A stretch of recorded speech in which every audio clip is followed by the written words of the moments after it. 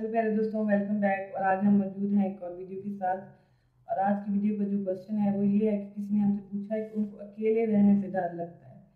जब भी वो कभी अकेली होती हैं या उनके ज़हन में ये ख्याल आता है कि उनको अकेला रहना पड़ेगा कभी भी इन फ्यूचर, तो वो खौफज़दा हो जाती है। तो इसका क्या हाल है, इससे वो किस तरह से बाहर आए? पहले दोस्तों, पहली बात तो ये है कि इंसान को इमोशनली इंडिपेंडेंट होना चाहिए। मैं ये नहीं कह रही कि आपको सोशल रिलेशन नहीं बनाने चाहिए, लेकिन हर इंसान को इमोशनली इंडिपेंडेंट होने की ज़रूरत है एक वन पॉइंट के ऊपर।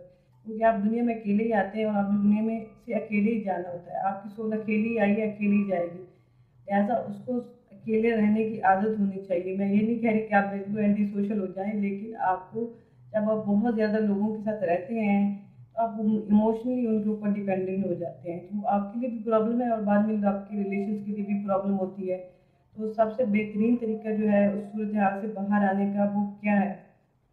आप फॉर एग्जाम्पल अगर आपको भी खौफ है अकेले रहने का, तो आप अपनी प्रैक्टिस करें कि फॉर एग्जाम्पल आप जब कभी वॉक के लिए बाहर जाते हैं तो आप जिस बंदे के साथ जाते हैं उसको कहें कि मुझे 10 मिनट के लिए अकेला छोड़ दें।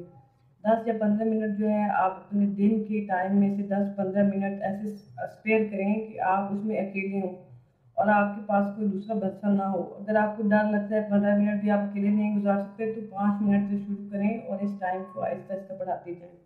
फॉर एग्जाम्पल जब आप ये इतना कर लें, 10-15 मिनट आप बढ़ा लें, तो आप दूसरी चीज़ क्या कर सकते हैं कि आप देखें कि कौन सी एक्टिविटी जो है वो आपको पसंद है, लेकिन उसमें सिर्फ एक बंदा वो एक्टिविटी कर सकता है।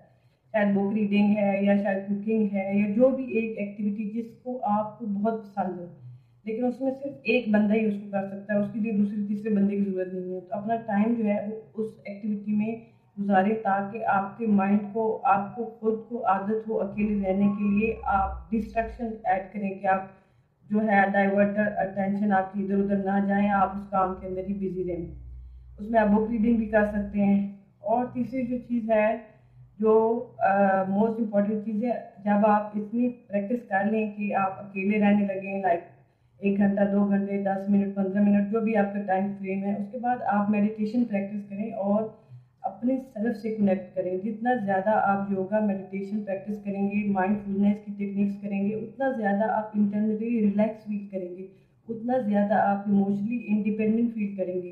तो मुझे यकीन है कि ये स्मॉल सी 3 टेक्निक्स करने से, छोटी सी बहुत सिंपल सी टेक्निक्स हैं बट बहुत ज़्यादा इफेक्टिव हैं, बहुत ज़्यादा इफेक्टिव हैं। अगर आप इसको कंटिन्यूसली करते रहेंगे तो मुझे यकीन है कि अगर आप ये करेंगे तो आप जो है इस प्रॉब्लम से काफ़ी हद तक बाहर आ जाएंगे।